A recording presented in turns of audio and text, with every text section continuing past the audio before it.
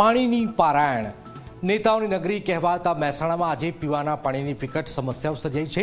Post વિસ્તાર ગણાતા રાધનપુર રોડના લિંક રોડ પર આવેલી પ્રાર્થના પરિસર સહિત અનેક સોસાયટીમાં લોકો ક્ષારયુક્ત અને ઊંચા TDS બોરનું પાણી પીવા માટે મજબૂર બન્યા છે। નર્મદા પાઇપલાઇન હોવા છતાં છેલ્લા 2-2.5 વર્ષથી મીઠું પાણી નસીબ નથી થઈ રહ્યું। ત્યારે આવી સ્થિતિ કેમ સર્જાઈ રહી છે, શું થઈ રહ્યું છે, આવું જોઈએ, જાણીએ, સમજીએ।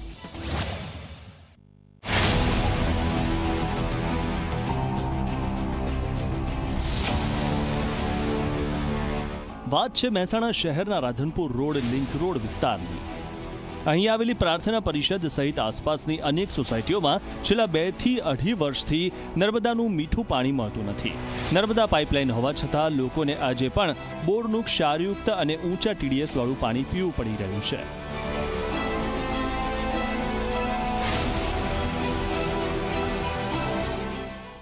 અમે રહેવા આવ્યા 2 વર્ષથી, ત્યાંનું તો પાણી અહીં નર્મદાનું આવતું જ નથી।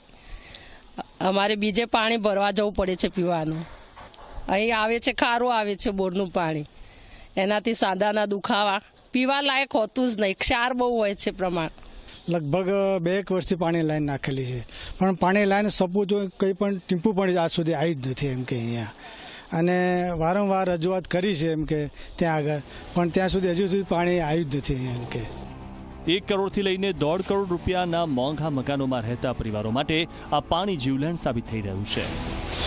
ક્ષારયુક્ત પાણીના કારણે લોકોમાં કિડની, પેટ અને ત્વચા સંબંધિત સમસ્યાઓ ઊભી થવા લાગી છે। પાણી આવતું જ નહીં, બિલકુલ મીઠું પાણી આવતું નહીં, બહાર ભરવા જવું પડે છે, બરોબર। અને પાણી જે આવે છે એ ક્ષારવાળું આવે છે, ખારું પાણી આવે છે, બોરનું પાણી આવે છે। નરમાં એકલા ક્ષાર ભરાઈ જાય, પાણી નરમાંય નહીં આવતું, ક્ષારથી નરતું જ ભરાઈ જાય છે। ખારા પાણીના કારણે કેવી શારીરિક તકલીફો? સાંધા દુખ, વાર ઉતરો, બધું શરીરમાં તકલીફો થાય છે।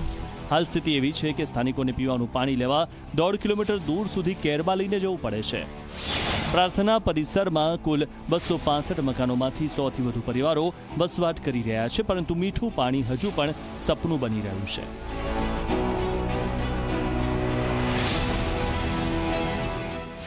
વર્ષ 2014-15માં પાંચોટ હદમાં 50 લાખ લીટરની ક્ષમતાનો સંપ બનાવાયો હતો। ત્યારે આ વિસ્તારમાં 75 સોસાયટીઓ હતી। આજે આ સંખ્યા વધીને 138 થઈ ગઈ છે, પરંતુ પાણીની ક્ષમતા વધારવામાં આવી નથી। પરિણામે છેવાડાની સોસાયટીઓ સુધી નર્મદાનું પાણી પહોંચતું જ નથી। અમારી સોસાયટી મહેસાણા રાધનપુર રોડ ઉપર સીલિંક રોડ ઉપર આવેલી છે અને એક પોસ્ટ એરિયાની અંદર આવેલી છે। સીલિંક રોડ ઉપર કાશી વિશ્વનાથ મહાદેવના પાછળના ભાગમાં લગભગ 150 સોસાયટી આવેલી છે।